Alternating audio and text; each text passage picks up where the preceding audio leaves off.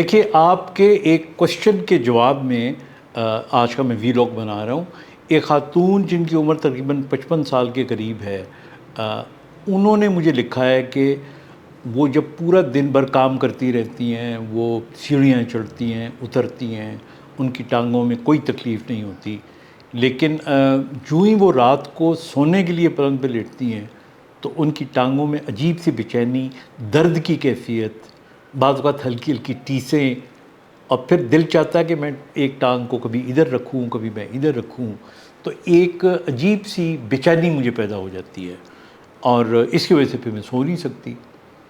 اور پھر اس کے بعد وہ کہتی ہیں کہ کبھی کبھار میں کچھ قدم پہ چلنا شروع کر دیتی ہوں.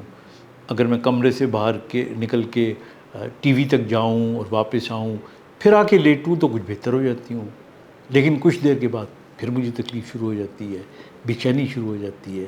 تو مجھے بتائیں کہ یہ کیا ہے؟ آپ نے بالکل ایک کلینکل پکچر بتا دی ہے. اسے ریسٹ لیس لیگ سنڈروم کہتے ہیں.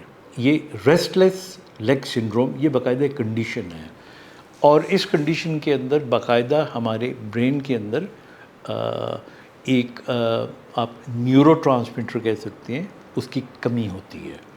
اور یہ اس کو پھر ڈیل کرنے کے بہت سے طریقے ہیں. اس میں میڈیسن بھی شامل ہیں، اور اس کے اندر جو میڈیسنز ہیں وہ بڑی ایفیکٹو ہیں.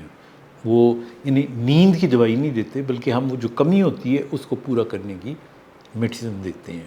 چونکہ ہم اپنے ویلاگس میں دوائیوں کے نام نہیں استعمال کرتے تاکہ وہ کمرشل اس میں ایلیمنٹ نہ آئے، لیکن میں اتنا بتا دوں گا اس میں پھر وہ میڈیسن ہم استعمال کرتے ہیں جو کہ بڑی افیکٹو ہوتی ہے. ایک تو یہ طریقہ ہے. دوسرا اس کے اندر پھر ہم یہ سجیسٹ کرتے ہیں کہ آپ رات کو سوتے ہوئے ریسٹ لیگ سنڈروم سے بچنے کے لیے ٹانگوں کے درمیان میں تکیہ رکھ لیا کریں، ایک یا دو تکیہ رکھ لیا کریں. آپ کی جب وہ ٹانگوں کے ساتھ تکیے چپکیں گے تو اس سے آپ کی یہ جو ریسٹ لیسنس ہے یہ تھوڑی سی کم ہو جائے گی. پھر تیسرا اس کا طریقہ یہ بھی ہوتا ہے کہ آپ جو ٹانگوں والی سائیڈ ہوتی ہے وہاں پہ یا تکیہ رکھ لیں، یا وہاں پہ وہ جو سائیڈ ہوتی ہے وہاں پہ نیچے تھوڑا سا بیڈ کو اونچا کر لیں آپ. یہ بھی آپ کو ہیلپ کر سکتی ہے. اور بعض لوگوں کو ہلکا سا مساج کرنے سے بہتری آتی ہے.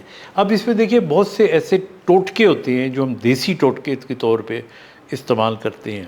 ٹریٹمنٹ جو ہے وہ تو اپنی جگہ پہ ہو گیا، لیکن ہر آدمی کا ریئیکشن ڈفرینٹ ہوتا ہے. تو یہ چونکہ ہم ڈائریکٹلی نہیں کہہ سکتے، لیکن ہم کہہ سکتے ہیں کہ اس میں ایک وجہ تھوڑی سائیکلوجیکل بھی ہوتی ہے. تو اس لیے اس میں پیشنٹ کی کاؤنسلنگ کی ضرورت ہے، اس کو ری ایشورنس کی ضرورت ہے، اس کو یہ بتانے کی ضرورت ہے کہ دیکھیں یہ صرف آپ کے ساتھ نہیں ہوتا، بہت سے لوگوں کے ساتھ ہو رہا ہے، اور یہ کوئی خطرناک بیماری نہیں ہے. اور کئی پیشنٹ آ کے وہ کہہ رہے ہوتے ہیں کہ نہیں جی ہمارا آپ ایم آر آئی کروائیں، ہمارا کوئی آپریشن کرائیں، ہماری کوئی نس دبی ہوئی ہوگی. تو اس میں کوئی نسیں اسے دبی نہیں ہوتی. ہمارے یہاں بہت سا پریشر بعض اوقات پیشنٹس کی طرف سے آتا ہے کہ جی آپ ہمارے یہ ٹیسٹ کروائیں. تو جو ریسٹ لیس لیگ سنڈروم ہے یہ ایک کنڈیشن ہے، اور بہت کامن نہیں ہے، لیکن ایسا بھی نہیں ہے. مطلب میں نے دیکھا ہے کہ اگر مہینے کی جو پریکٹس ہے میری، اس کے اندر 7-8 پیشنٹ ضرور ایسے آتے ہیں جن کے اندر ڈفرینشیل ڈائگنوسس کے اندر ہمیں ریسٹ لیس لیگ سنڈروم رکھنا پڑتا ہے. اور جو اس کے اندر میڈیکیشن ہے، آئی تھنک اباؤٹ 70-80% اس کا رزلٹ بہت اچھا آتا ہے. اور یہ جو چھوٹی چھوٹی باتیں میں نے بتائی ہیں، تکیہ رکھنا بیچ میں یا بیڈ ریز اونچا کرنا، it could be an additional help. تو ان تمام چیزوں کا خیال رکھیں، اپنا خیال رکھیں. خدا حافظ.